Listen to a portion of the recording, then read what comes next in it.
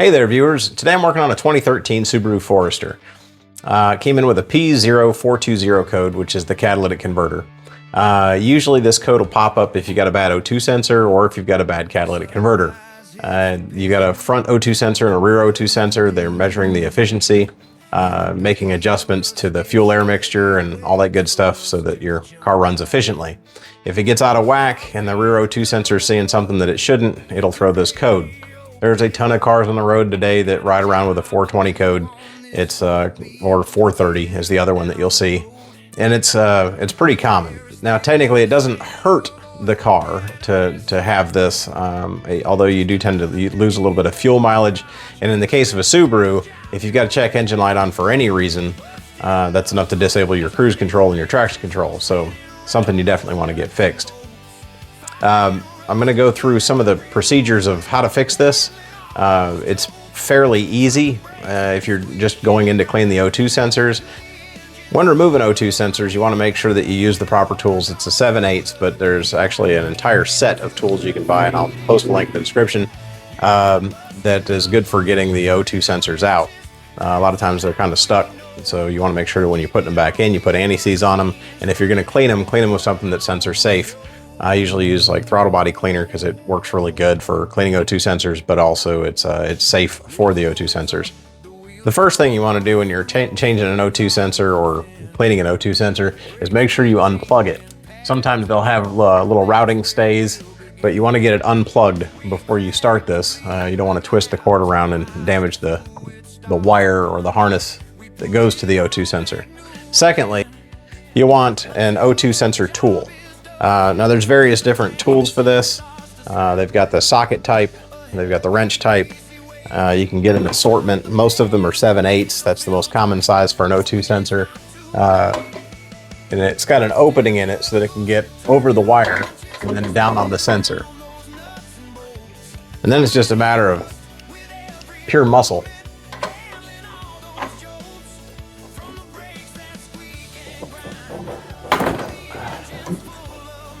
There we go.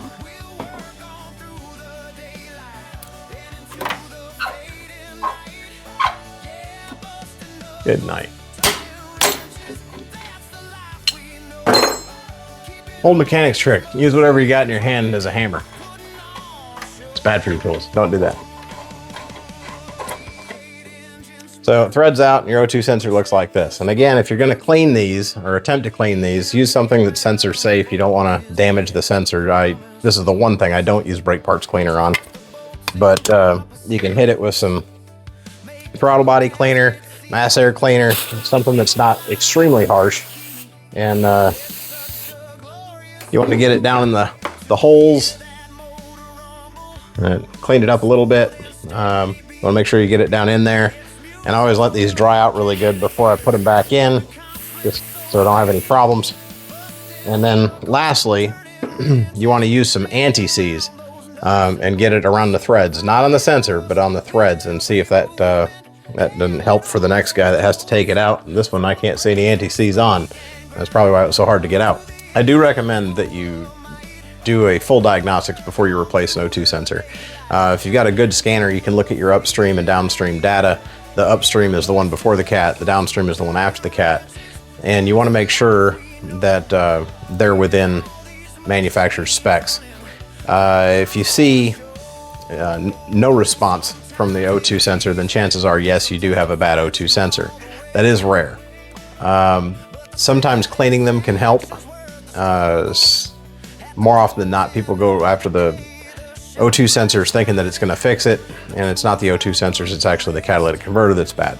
Catalytic converters are very expensive, so I understand why people don't like putting the money into these. I think the one on this car is about $1,000 for this pipe, and it's about $1,000 for that back pipe. So that can get very costly very quick. I do recommend, checking your O2 data first.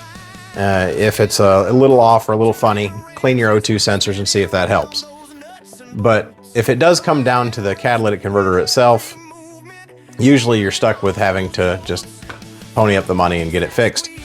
Today, I'm actually going to try something a little different.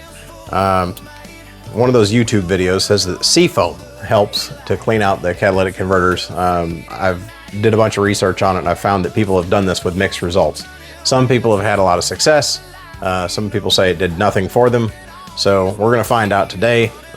Basically, you're going inside the hole where the O2 sensor was. You're spraying down the catalytic converter the best you possibly can. You let it soak for about 20 minutes. You crank it up. It smokes out of the tailpipe something fierce for about 5-10 minutes. You pick up the RPM to about 2,500 RPM. And some people say that they've noticed a throttle response is better and the check engine light stays off.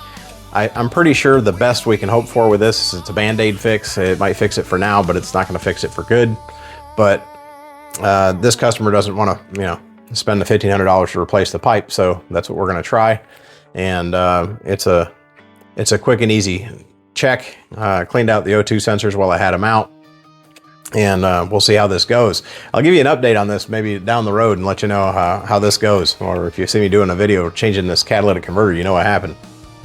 Another thing that I did think was worth a mention, if you're ever having an issue with your catalytic converter and you got to replace the catalytic converter and you're not in a position to replace the catalytic converter, to get the check engine light off temporarily, and this is not a permanent fix, but sometimes people have modified fuel systems on the car, like on race cars, we used to have to do this. They do make an extender. The O2 sensor goes in this side threads into your pipe, and it gets the O2 sensor, it actually extends it out so that it gets the tip of the sensor out of the stream, and that way it's not picking up all the unburnt hydrocarbons that are coming through that pipe. And sometimes this will shut off a check engine light. Again, don't recommend this. Typically this is again a Band-Aid.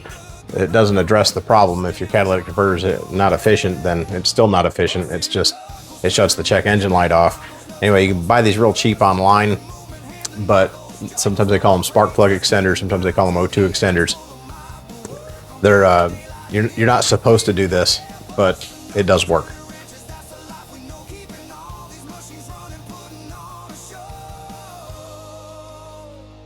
All right, so now after spraying it down, which took a while to empty that can, and I moved it around so I could get the honeycomb coated really good. And I did it from both sides. I took the front and the rear O2 sensor out to get it good and coated. And I've already cleaned the O2 sensors. And again, throttle body cleaner, mass air cleaner. They actually make a spray for O2 sensors. That works. Just don't use anything too harsh. I don't recommend brake parts cleaner. But I'm gonna go ahead and put the O2 sensors back in. Like I was saying, you want to put a light coating of anti-seize on the sensors before you thread them back in. Make the job easier on the next guy, and get everything plugged back in. Then we'll crank it up, let it run for a little bit, and we'll see how we did.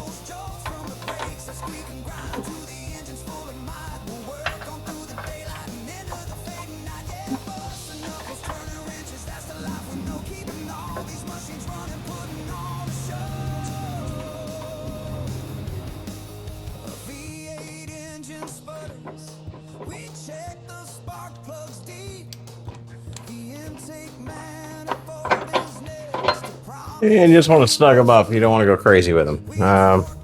Get them snug and then maybe a quarter turn past that.